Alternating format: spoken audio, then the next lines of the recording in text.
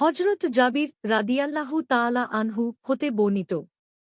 তিনি বলেন, রাসূলুল্লাহ সাল্লাল্লাহু আলাইহি ওয়াসাল্লাম যখন ভাষণ দিতেন তাঁর দুচোখ লাল হয়ে যেত, কণ্ঠস্বর হতো সুউচ্চ, রাগ বেড়ে যেত।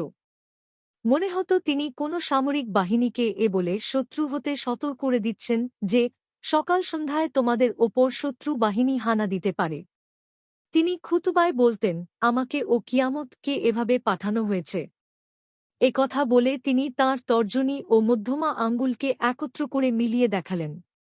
মুসলিম ৮৬৭, ইবনু মাজাহ ৪৫, সুনানুল কুবরা লিল বাইহাক্কি ৫৭৫৩, ইবনু হিব্বান ১০, ইরওয়া ৬১১, সহিহ আত তারগিব ৫০, সহিহ আল জামি ৪৭১১।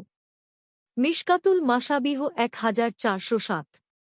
হাদিসের মান সহিহ।